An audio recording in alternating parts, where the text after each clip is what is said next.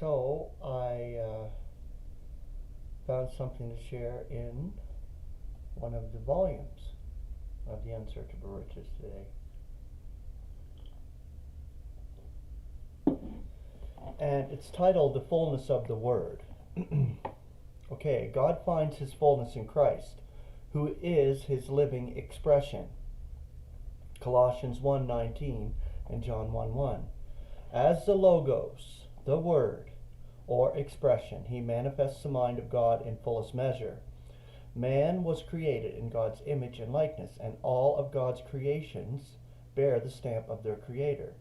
Yet these are but partial and imperfect impressions, or expressions, ill-suited to manifest him fully. Nor need we look for any revelation of God beyond that which is given to us in Christ. The same is true of the written Word of God. It is his expression, given indeed in fragments, but now fully orbed and final and complete and comprehensive revelation of himself. It is grand to know that nothing of man outside of this Word is needed to aid us in becoming acquainted with our God. But beyond this is the incomparability, grandeur, realization of its fullness. This word for filling full may be either fulfill or fill full, according to the context.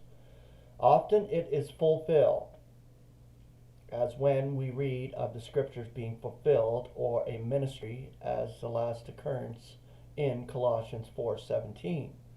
But in all the other instances in Colossians, it must be rendered fulfill. We are not fulfilled in him, but filled full.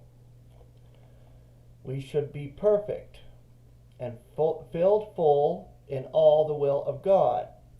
These two instances are rendered complete in the Authorized Version, and they might just as well have rendered to complete the Word of God as to fulfill the Word of God. In fact, Paul did not and could not fulfill the Word of God. None of the prophecies were fulfilled by the ministry here referred to, for it is expressly stated to be a secret ministry.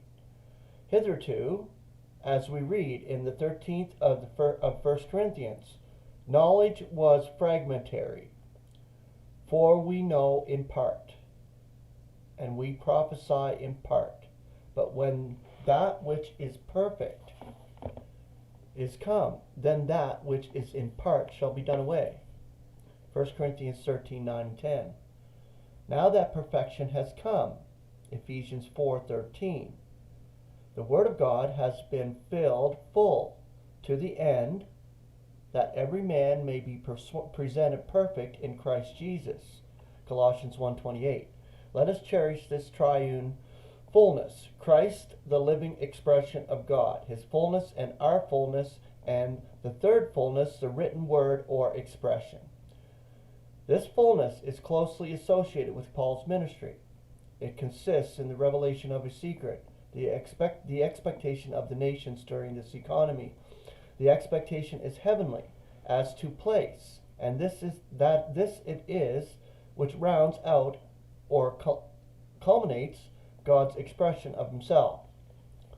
Previous to Paul's ministry, revelation has been limited as to sphere, which is the earth, and as to time, the eons. It is self-evident that God is not limited to the earth or to the eons, so that the expression then given was partial, fragmentary. Paul's ministry, however, is transcendent. It knows no bounds. Its key words is all. The creation of the heavens and the earth in the beginning, and the creation of the new heavens and the new earth in the future. These are the limits of previous manifestations of God, and it is almost all confined to his mundane activities in the present earth. Paul's revelations are higher. They include the heavens. They are earlier, for they record activities before the eons. 1 Corinthians 2:1. Then it was that the secret hidden wisdom in which we glory occupied his mind and heart. Then it was he gave us his purpose and grace in Christ Jesus. 2 Timothy 1:9. May we have grace to allow this transcendent truth to sink deeply into our hearts, and may we draw from its depths many a satisfying draught. Our blessing is first in time and first in rank. Okay, so we'll finish this little article up tomorrow, but first is Christ. First is our head. Then we are first in Christ as members of his body. Grace and peace. Have a beautiful Sunday.